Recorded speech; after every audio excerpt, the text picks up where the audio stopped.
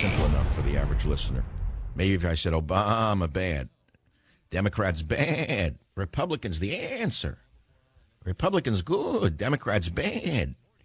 Maybe that would be the way to do it. I tell you about a part in our F-35 that's illegal, not supposed to be made anywhere but in America, and Obama and the contractors went around the law and permit China to make a $2 part, a magnet that we believe has been encrypted with a chip. How could this be possible? How could people not be in prison or in front of a firing squad for this? In my time, if a contractor did that and they found out which shyster contractor did it, they try him, convict him, and they execute him. It's called treason. You say, well, it can't really be happening in America. You're over-exaggerating. You're an alarmist. I will refer again to the slime as expressed in the movie The Wolf of Wall Street. The drug addicts, for example, in that movie, as portrayed in that movie.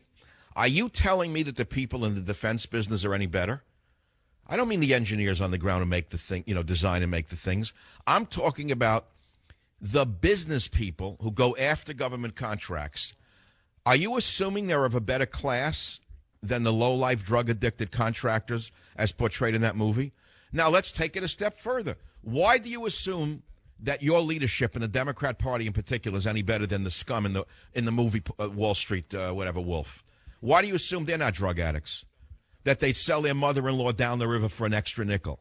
They act like they would. They're selling their children's heritage. They're selling their children's financial future, military future. Why do you assume that they're any better than the drug addicts as portrayed in that movie? Why do you assume that they're a better class of people? What, because they wear a white shirt and tie on television? Something's very wrong with everything. Now, I can't blame the cold weather on Obama. I would like to. I have searched as far as I could all meteorological maps and whatnot over the past 100 years, and there's almost no way I can blame this on Axelrod and Obama or on Valerie Jarrett. I've tried, but it can't be done. But we can blame this on them. We can blame a lot of things on them, and we will. That's our job. See, our job in talk radio is to be a show about the truth. Otherwise, there's no point in it. What do you need, entertainment about a buffet? I can do that, but only when I'm in the mood. You don't need a buffet entertainment. You don't need stupid, stale jokes that are boring. You can get them anywhere. Ultimately, there's no reason for talk radio unless it exposes things or expounds on things that are normally not talked about or lets you vent on them. Otherwise, what's the point of talk radio? Think about it. Talk radio is the last vestige of truth in a conniving, sold-out media. The last vestige of it. The newspapers are gone.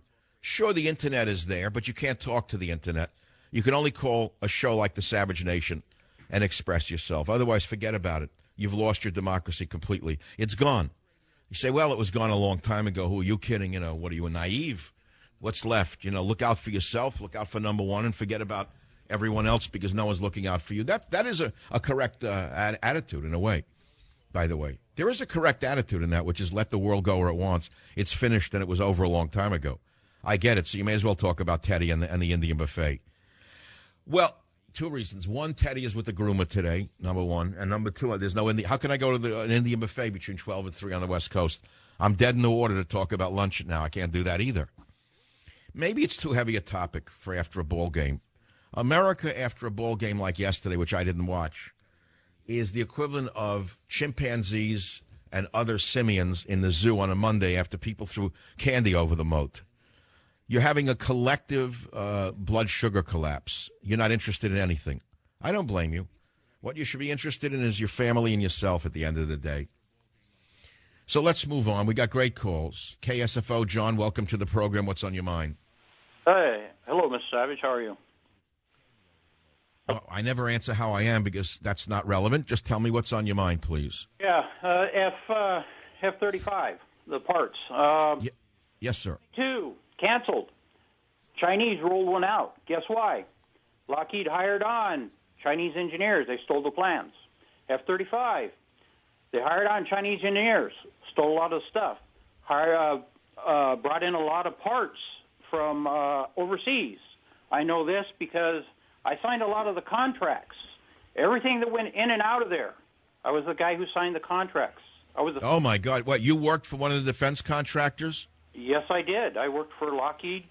And what, they put Chinese nationals into those companies and they let them work there and then they ran home to their home country? They were here on visas. They were engineers. They hired them on. They sent them through. How long ago were they let in? Under which administration did it start, my friend? It started under Bush Sr. Oh, how do you like that? It's a bipartisan corruption. And I thought it was only Obama. How do you like that? I had no idea that Bush let this happen. Heck I didn't. Like heck I didn't. A long time ago, and it's continued on. It's the same George Bush who found our troops in Fallujah and everywhere else who did their jobs unpatriotic for defending their own lives and court-martialed them. And I raised hundreds of thousands of dollars for Marines who were falsely accused under the great conservative, quote-unquote, George Bush. So I'm not shocked by this. It's a one-party system, and they're all like the people in the Wolf of Wall Street. They're all the same. Yes, they are. Yes, they are. John, this is very serious business. You're not an average caller. You were the contracts manager? To shut me up. They retired me. They tried to knock me down. I'm going to the United States Justice Department after them. They've tried everything they can to shut me up.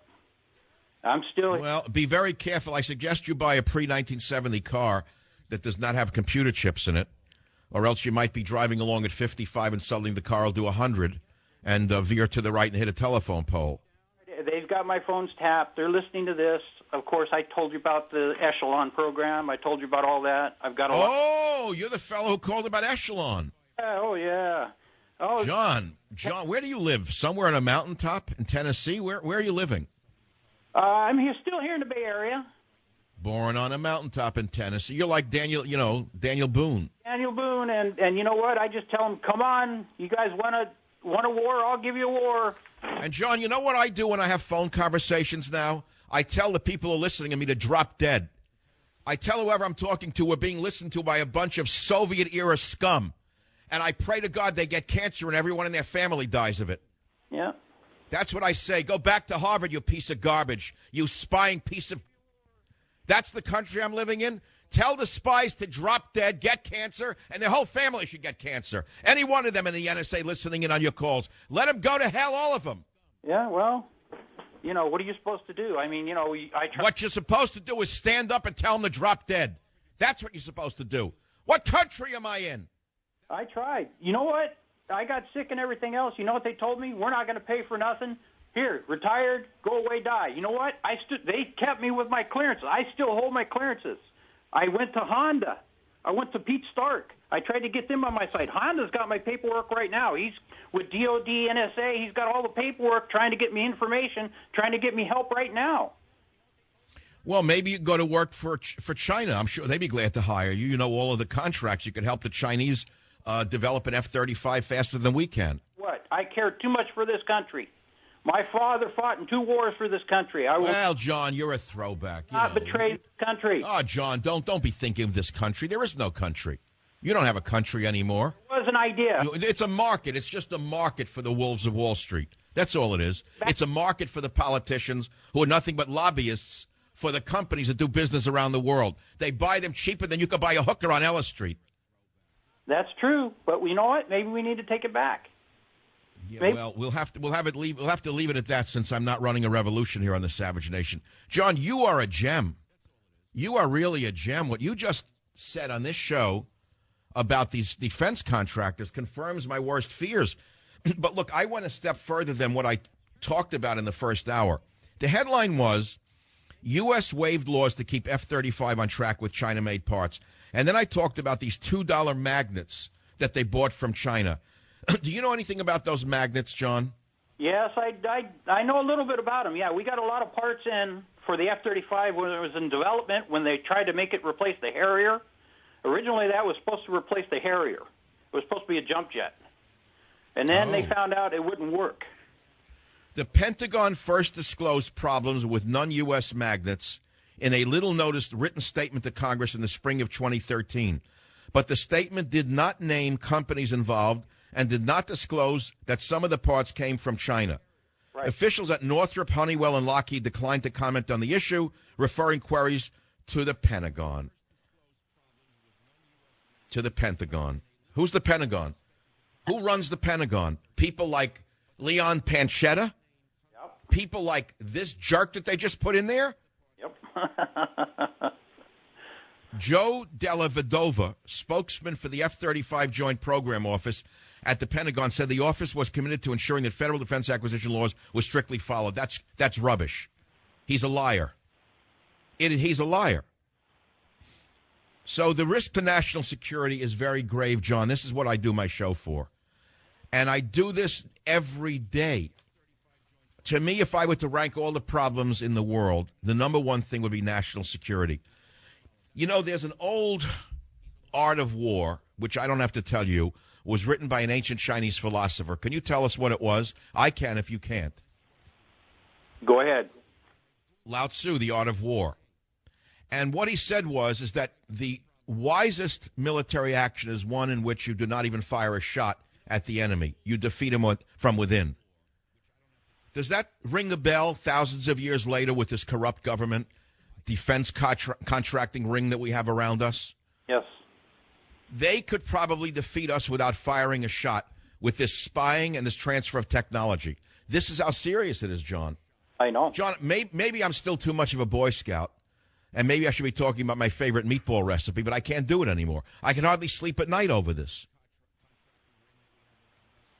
Well, John, did you get a copy of my book, Trickle Down Tyranny, yet? No, I did not. Well, I'm going to send it to you for free. Stay on the line. It's in paperback. It's a great book, way ahead of its time. Way ahead of its time. What time is it? Speaking of time, it's 46 minutes after the hour. So let me throw a question out to you, my loyal listeners on the best stations in America in this new time slot. Remember, it's a tremendously powerful show right now. This is no longer an evening marginal show. It never really was marginal because ideas have a way of being heard no matter when they're expressed. But now the audience is probably 100 to 1,000 times bigger than it was when I was on in the evening. So let me ask you a question. Phil, keep a few lines open for this one. What do you fear most about what Obama might do in 2014? What do you fear Obama, Axelrod, Valerie Jarrett, and the others in this regime might do in 2014? What are your worst fears? Now you say, oh, come on, you're just being a demagogue yourself. You're being an alarmist. Well, that might be true, except if you look at the books I've written over the last 10 or 15 years, every one of them, from the generic fear of liberalism, for example, here's one from 2002. Michael Savage, Saving America from the Liberal Assault on Our Schools, Faith and Military, The Enemy Within. It's the one with me in the raincoat against the wall in North Beach. It's actually the best picture ever taken of me, the most artistic. Okay, can anyone listening to this program right now, anywhere in America, say to me with a straight face that the liberals have not assaulted our schools, have not assaulted our churches, and have not assaulted our military? No, you can't. So every one of my fears about liberalism in general have been found to come to pass, and every one of my fears about Obama to date have come to pass. And I'm asking you, what do you fear this character will do in 2014? 855-400-7228 immediately. So should the entire Republican Party. 10,000 men must surround the Republican Party headquarters and demand that he be impeached. Why? Because it'll be the end of your vote. They will have stolen the vote right out from under you. Let me give you an example of what's coming in this country. In Nevada, they said that illegal aliens can seek a driver's license. The kicker is that they have to pass the driver's license test. 75% of the illiterate aliens failed the driver's license test. 75% of the illegal aliens who are illiterate not only in English but in Spanish as well have failed the written test needed for the card under a new law that made the state the 11th nationally to offer driving privileges to illegal aliens, right? So they can't answer the questions. They can't read road signs, et cetera, et cetera. So listen to this. Liberal slime who backed the bill said that many illegals in the country drive anyway, and the law would make roads safer because they will be required to take the tests and have insurance. Well, now that they've mostly failed the test, I think what we're going to hear is the following. Literacy in English is racist, and any requirement to be literate needs to be abolished because it's a mark of the old America.